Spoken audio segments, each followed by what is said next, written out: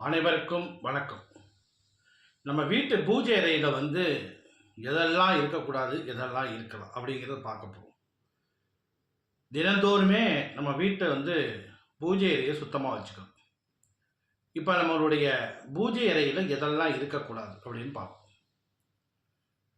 அதாவது நம்ம சுவாமிக்கு நைவேத்தியம் பண்ற வெற்றிலை பாக்கு காஞ்சு போய் நம்ம பூஜை ரூம்ல இருக்கக்கூடாது.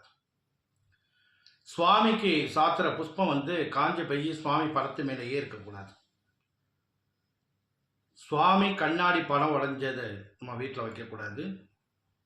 அதான் கிழிஞ்ச படங்கள் நிறையா அந்த விளம்பரத்தில் கொடுக்குற சுவாமி படம், ஒரு பக்கம் பார்த்தீங்கன்னா சுவாமி படம், கீழே அவங்க விளம்பரம், அவங்க ஃபோட்டோ, இதெல்லாம் நம்ம பூஜைகளில் இருக்கக்கூடாது.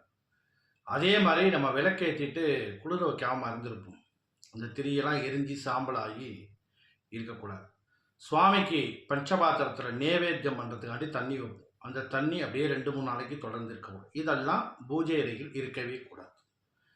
இப்போ பூஜை அறையில் என்ன இருக்கலாம் அப்படின்னு கேட்டிங்கன்னா, முதல்ல பார்த்தீங்கன்னா விநாயகர் படம், அதுக்கப்புறம் கண்டிப்பாக நம்ம குலதெய்வ படம் பூஜை அறையில் வைக்கலாம். அதுக்கப்புறம் மகாலட்சுமி படம், அதுக்கப்புறம் உங்களுக்கு எதெல்லாம் விருப்பம் இருக்கோ அந்த சுவாமி படங்கள்லாம் பூஜை அறையில் வச்சுக்கலாம், தவறு கிடையாது. தினந்தோறுமே சுவாமிக்கு நம்ம நைவேத்தியம் பண்ணணும். ஏதோ ஒன்று, வெற்றிலை பாக்கு, பழம், கல்கண்டு, உங்களால் என்ன முடியுதோ, பால் கூட நம்ம சுவாமிக்கு வச்சு நைவேத்தியம் பண்ணலாம், பண்ணாமல் இருக்கக்கூடாது. தினசரியே சுவாமிக்கு நம்ம புஷ்பம் சாத்தணும். சில பேர் ஒரு நாளைக்கு பூ வச்சுட்டு ஒரு வாரத்துக்கு காஞ்சி போய் சுவாமி படத்து மேலே இருக்கும், அது மாதிரி இருக்கக்கூடாது. அதுக்கப்புறம் இந்த தெய்வத்தை வசியப்படுத்துகிற பொருட்கள், சில பொருட்கள் இருக்கு. வசம்பு, பச்சை கற்பூரம், ஏலக்காய், வெற்றிவேல், இதெல்லாம் தெய்வத்தை வசியப்படுத்துறது. இதை எல்லாமே நம்ம ஒரு துணியில் மஞ்சள் துணி இல்லை சிவப்பு துணியில் இதெல்லாம் வச்சு ஒன்றா முடிச்சு போட்டு பூஜை அறையில் வைக்கிறது ரொம்ப சிறப்பான பலனாக இருக்கும். இது இல்லாமல் நம்ம பூஜை அறையில் எப்போதுமே வாசனையாக இருக்கணும்.